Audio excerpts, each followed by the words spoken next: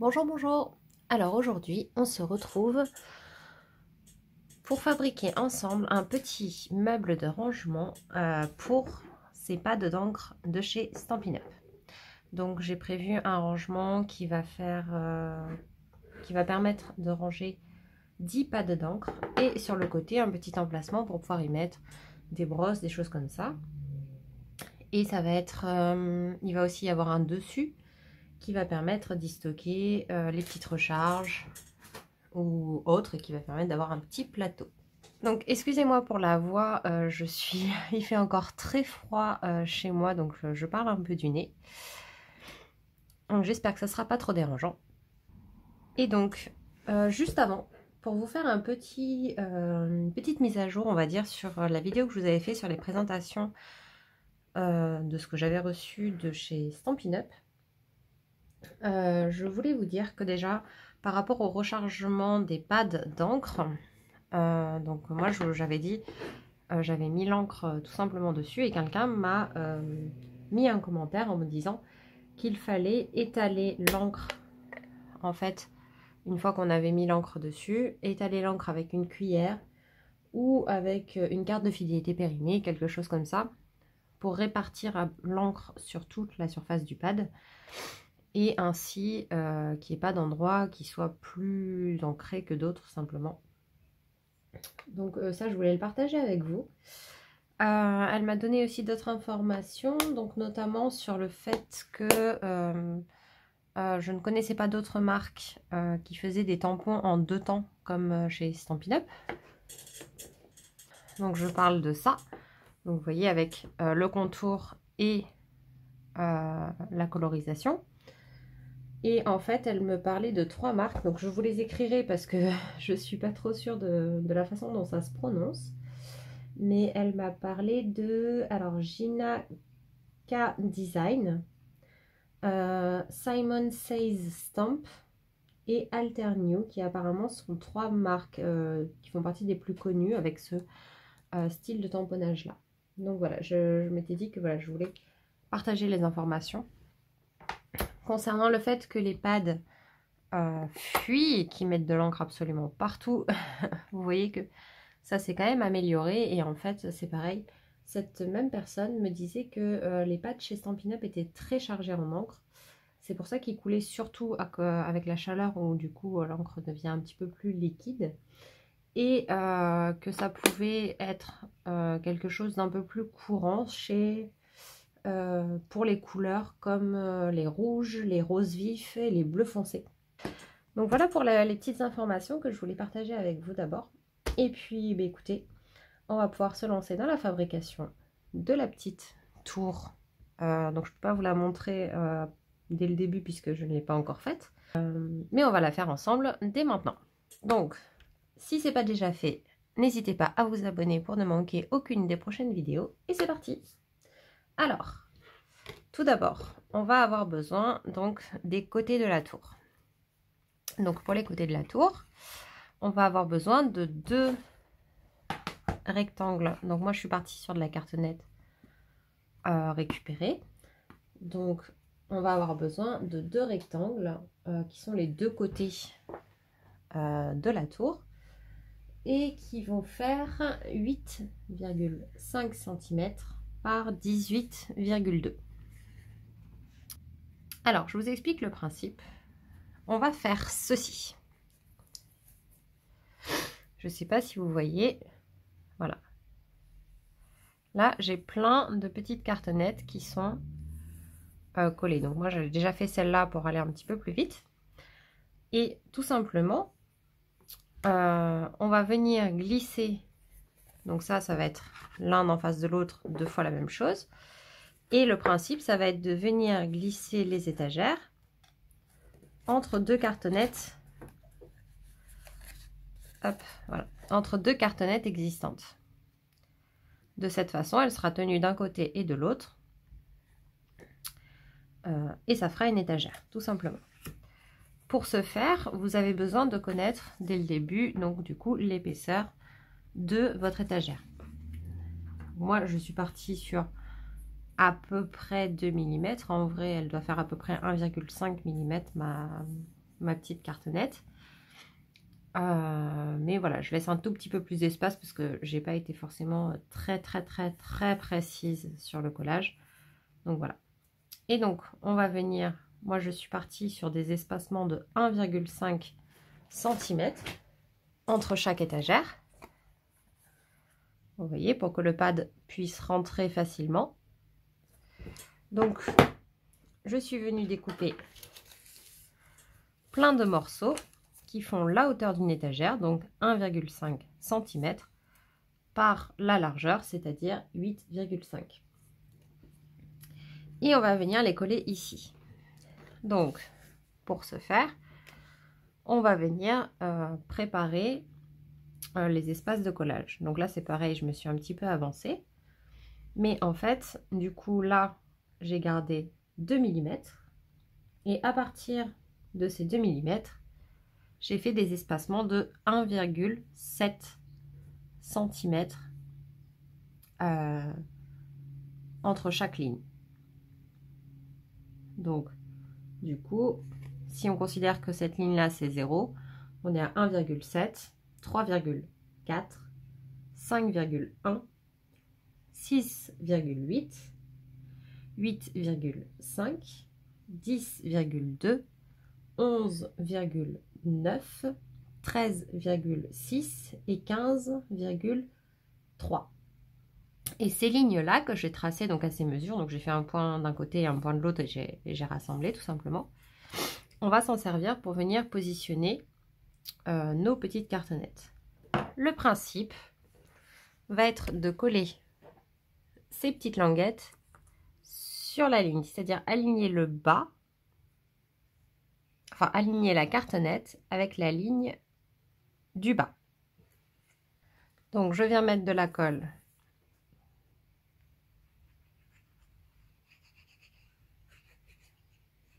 à l'arrière de ma cartonnette et je viens le positionner contre la ligne. Vous voyez le bas vraiment sur la ligne. Par contre, comme la cartonnette fait 1,5 et que mon trait est à 1,7 de plus, on est censé avoir un petit espace entre les deux. Et donc, on continue à coller toutes les petites cartonnettes, comme ceci. Vous voyez, donc toujours en se collant sur la ligne du bas et en ayant un espace avec la ligne du haut. C'est parti, je fais ça de mon côté. Et on se retrouve après. Donc, je ne crois pas vous l'avoir dit, mais il faut donc 20 morceaux. 1, 2, 3, 4, 5, 6, 7, 8, 9, 10. Et donc 2 fois la même chose. Voilà. Donc là, c'est fait pour ce côté et celui-ci. Et maintenant, je vais simplement venir redécouper tout ce qui dépasse de ce côté. Alors, c'est pas tout à fait sec. Donc, n'hésitez pas à attendre que ça soit bien sec avant de redécouper. Une fois que c'est fait, on va venir créer la boîte. Donc, maintenant qu'on a les deux côtés, hop, on va venir mettre le fond. Donc, un morceau, voilà, qui fait cette fois-ci 18,2 toujours par 9,5. Donc, pareil, hein, c'est toujours par rapport aux mesures du pad. Vous voyez, j'ai pris juste un petit peu plus. Là, du coup, le principe, ça va être du coup de créer l'angle. Donc, pour ça, j'ai décidé d'utiliser du craft, du scotch craft. Donc, je viens découper à la mesure dont j'ai besoin. Et je viens le découper 2 fois.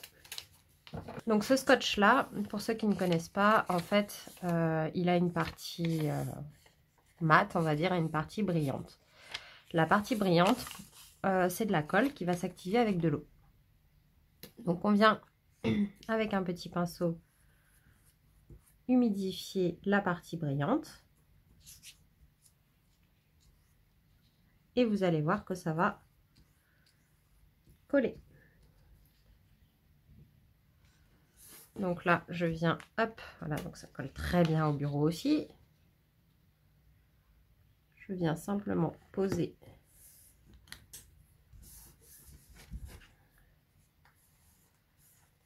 mon papier.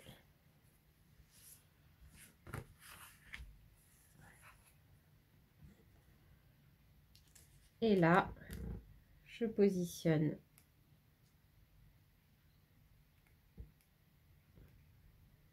bien contre.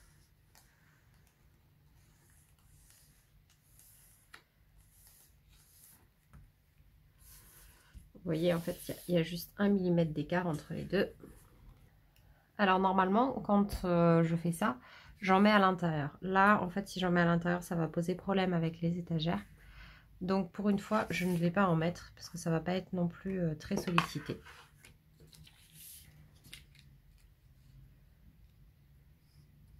Donc là, pareil. On met en place. Donc, on met en place bien dans le bon sens. Hein, là où il n'y a pas de languette, c'est bien en haut. Hein. On se positionne dessus.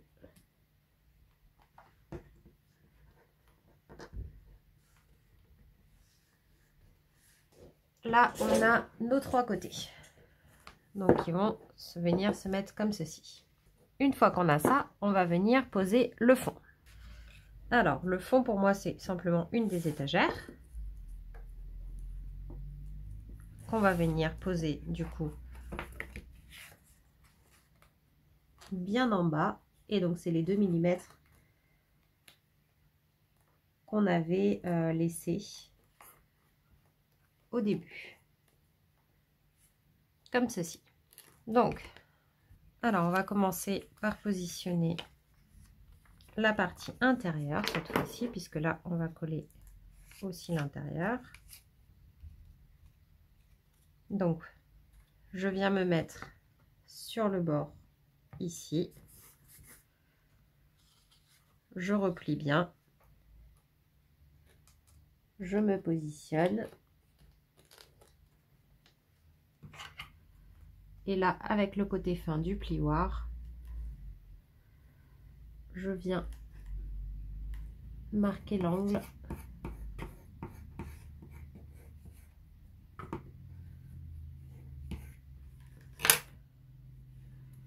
pour positionner mon scotch. Ensuite, on va faire la partie extérieure.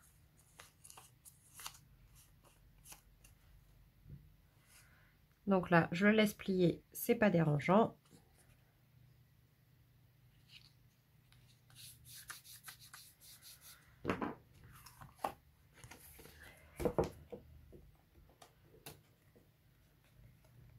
Là, je me mets le plus possible,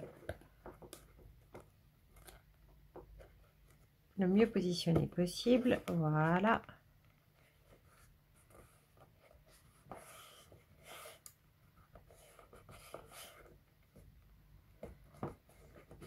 Et je rabats. Si vous avez des bouts comme ça qui ne sont pas collés, vous pouvez remettre un petit peu d'eau dessous, voire même dessus, pour finir de le coller. On va ensuite venir faire les 4, enfin les 2 côtés. Donc on vient couper cette fois-ci 4 morceaux de scotch. Alors je vous ai pas donné les mesures des étagères.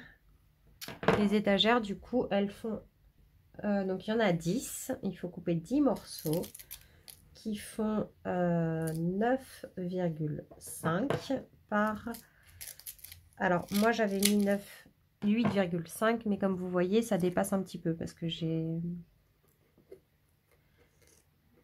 peut-être un petit peu mal calculé. Donc en fait, parce que l'épaisseur du fond, je l'ai un peu oublié. Donc vous pouvez mettre 8,3.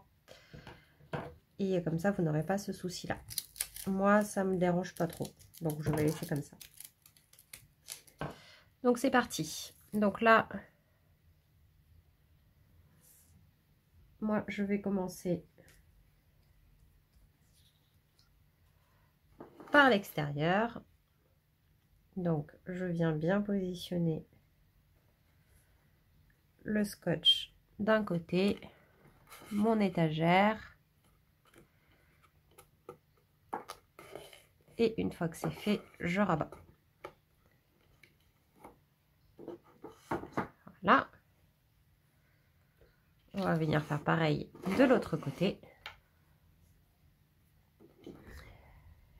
Ensuite, on va retourner. Donc, on n'hésite pas, pareil, à attendre que ça sèche un peu, hein, parce que là, c'est un peu fragile encore. Le scotch, il bouge tant qu'il n'est pas sec.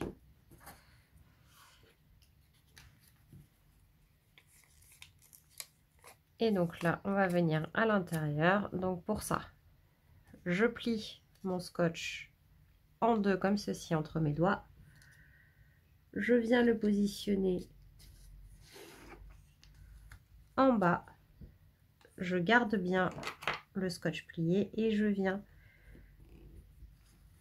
l'aplatir vraiment dans l'angle. Ensuite, voilà. Et là, au niveau de l'étagère, je n'hésite pas à marquer également le pli parce que sinon, je ne vais pas pouvoir rentrer l'étagère dedans.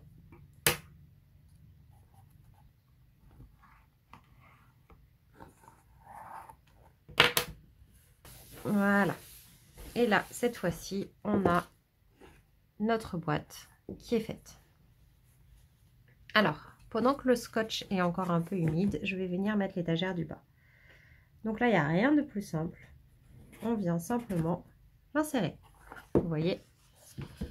Et en fait, quand on va mettre les étagères, ça va vraiment consolider toute la structure de la tour.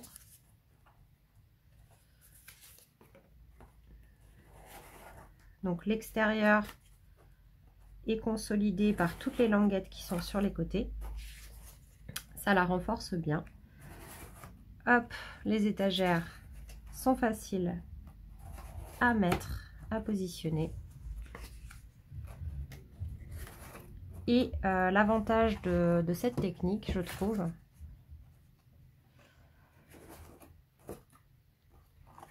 hop, c'est que c'est également plus facile pour décorer. C'est-à-dire que si vous voulez peindre, par exemple, vous enlevez toutes les étagères, vous faites votre peinture et après vous les remettez en place. Donc là, on a nos 10 étagères. 1, 2, 3, 4, 5, 6, 7, 8, 9, 10. Par contre, en haut, c'est un petit peu lâche. Donc pour le haut, soit on refait comme en bas, tout en haut, soit moi je vais le faire simplement un petit peu, vous voyez ici, à ce niveau-là, et non pas tout en haut. On va prendre une 11e étagère qu'on va venir fixer en haut.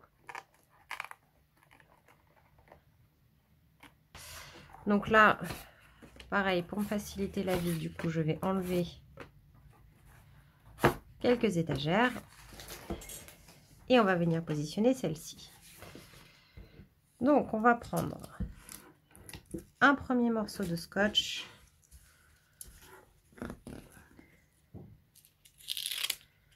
de la plus grande longueur qu'on va couper en 2 exemplaires.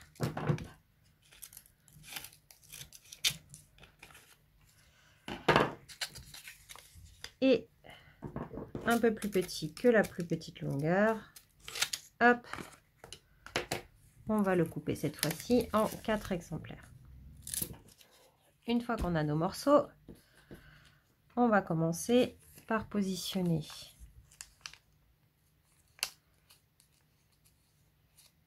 un des grands morceaux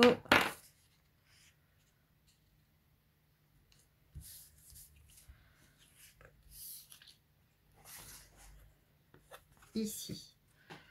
Donc, je me mets bien en place. Hop. Et là, je vais venir, pareil, bien marquer l'angle.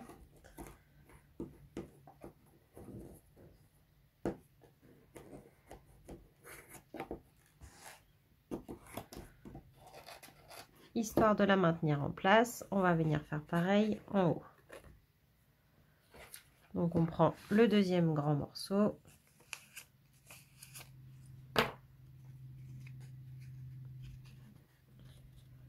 Donc là, j'hésite pas à venir le coller même à l'arrière. À venir le plier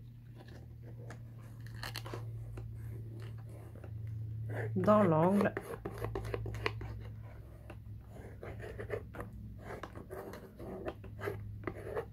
Hop, et voilà. Et maintenant, on va venir faire pareil pour les côtés. Alors, une fois que cette partie-là est faite, on a déjà un bon morceau. Donc là, on peut remettre les étagères.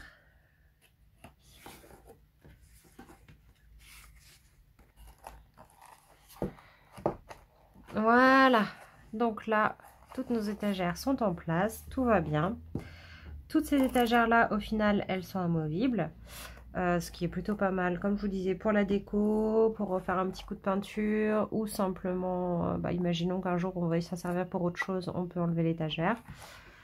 Donc moi j'aime bien cette technique, et on va voir si le pad rentre. Voilà, il rentre parfaitement. Alors bien sûr, je vous le mets à l'envers. Et moi je l'ai prévu qu'il dépasse un petit peu, de façon à ce qu'on voit en fait la couleur tout simplement, et on peut mettre le nom ici par exemple. Voilà, donc voici pour cette partie-là. Sur le dessus, on a également un emplacement donc, que je n'ai pas prévu pour ça, mais plutôt pour les recharges, par exemple. Voilà, tout simplement.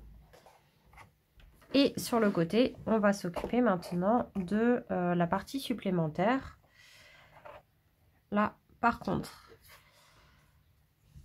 donc j'ai prévu un morceau, donc en fait qui va être l'étagère suivante, qui fait 10,5 de hauteur par donc 8,5 de profondeur, la même que celle-ci.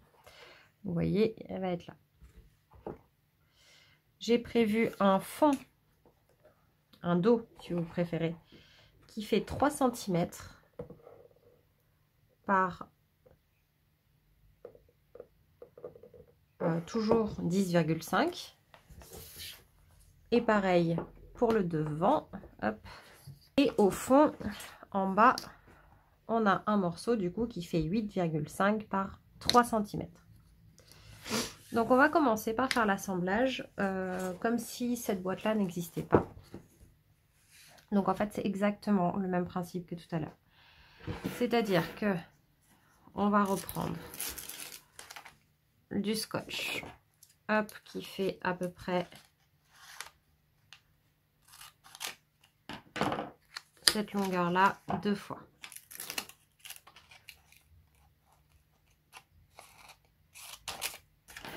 Et on va venir positionner cette partie-là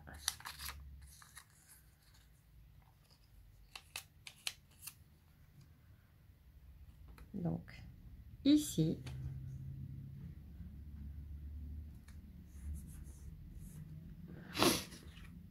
Pardon. Et donc là, je viens me positionner, bien marquer l'angle et mettre le morceau de scotch. Et on va faire pareil de l'autre côté. Donc là, pareil, on va venir positionner celle-ci.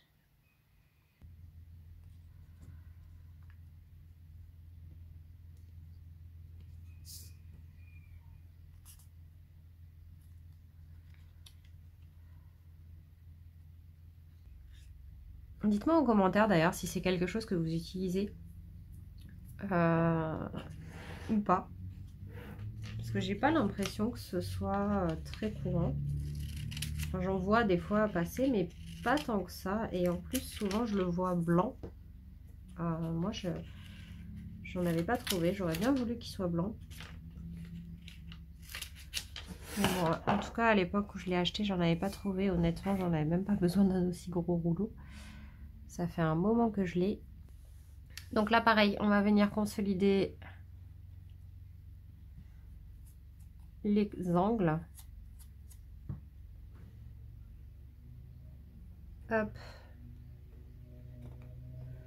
Donc là c'est plus simple hein, parce que les cartons sont déjà positionnés. À venir mettre en place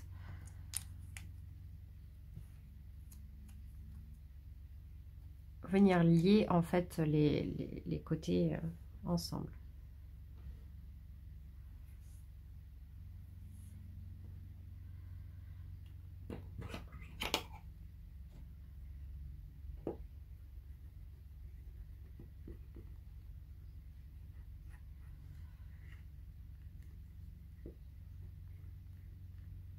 Voilà.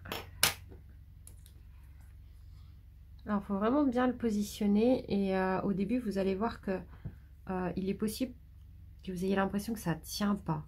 Enfin, moi, des fois, ça me donne cette impression-là, que ça bouge, que c'est pas terrible. Sauf qu'en fait, après le temps de séchage, je trouve que c'est extrêmement résistant. La première fois que j'ai utilisé ce scotch-là, je pensais que ça n'allait pas du tout tenir. Et en fait, si, c'est juste très très bien, mais il faut laisser sécher. Alors, ce qu'on peut faire aussi, pour finir de consolider ce genre de petite armoire, si vous avez l'impression que ça bouge un petit peu, vous voyez que ça s'ouvre un petit peu, c'est que vous pouvez venir fixer complètement l'étagère du milieu. C'est-à-dire qu'on a fixé celle du haut, on a fixé celle du bas. On peut venir faire pareil pour celle du milieu. De cette façon, ça va mettre un point fixe ici. Ça va permettre d'éviter que les côtés ne bougent, ne viennent se déformer avec le temps. Voilà, c'est bon à savoir. Alors, celui-ci, il va venir se positionner comme ça. Voilà, tout simplement. Le souci que j'ai ici, vous voyez, c'est que là, si je le positionne ici, je risque de gêner toutes les étagères. Donc ça m'embête un peu. Normalement, donc on pourrait le mettre, ce qu'on pourrait faire, que je n'ai pas fait, c'est simplement le faire vraiment au début. C'est-à-dire que dès le début, on peut venir mettre, avant même de coller les languettes, de venir coller cette partie-là sur le côté et après faire tout le montage. Voilà, donc ça pourrait être dans l'ordre la première chose à faire. Donc moi, bon, je ne l'ai pas fait, donc c'est pas grave. Je vais venir l'attacher par l'intérieur et je vais fixer tous les autres côtés et je pense que ça suffira. Alors par contre on va peut-être faire ce que je vous ai dit tout à l'heure, c'est-à-dire fixer l'étagère du milieu. Et voilà.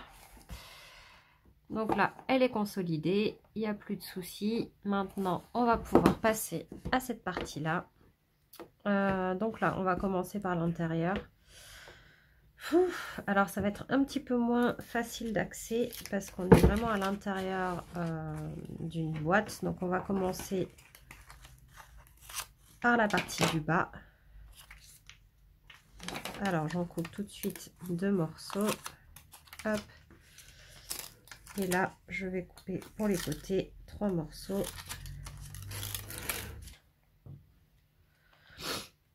Donc là je positionne ici, là-dessus rien de plus simple. Je fais un pli et je vais venir, donc je vais rester dans cette position là pour venir essayer de marquer le pli.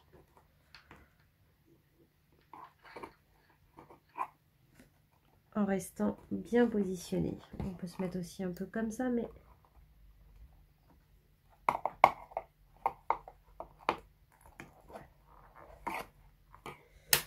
voilà. Donc là, c'est vraiment pas le plus évident.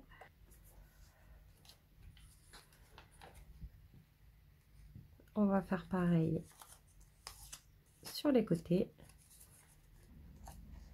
Donc là, bon, bah, je fais comme je peux. Je vous avoue que... Donc j'insère le scotch à...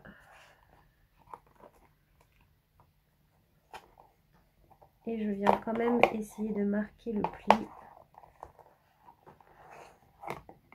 Et bien l'aplatir des deux côtés.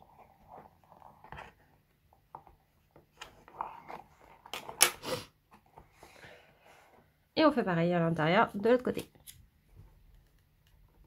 Voilà. Et maintenant, on va pouvoir consolider l'extérieur. Donc là, ça va être beaucoup plus simple. Donc là, le grand morceau, je vais venir simplement le mettre à l'arrière, à plat, comme ceci. Et pareil pour le petit morceau. Donc vous voyez que j'ai un petit écart, mais bon, c'est pas grave.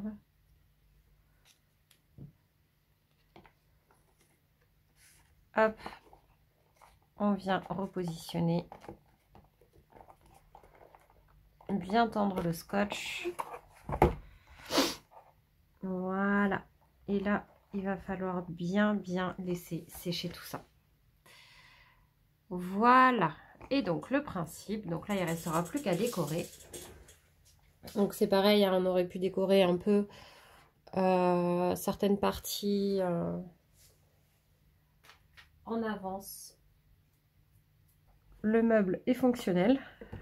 Donc faites attention à ne pas rajouter trop d'épaisseur non plus, parce que là il n'y a pas beaucoup de marge non plus. Hein. Vous pouvez la faire un petit peu plus longue, enfin plus large, plus profonde, l'étagère si vous le souhaitez, pour que les pattes dépassent moins. Mais si vous allez trop loin, faites attention à pouvoir récupérer le pad quand même. Parce que là, le fait qu'il dépasse, ça me permet de pouvoir le récupérer tranquillement. Et donc le principe, voilà, ça va être de mettre les pattes d'encre dans les étagères.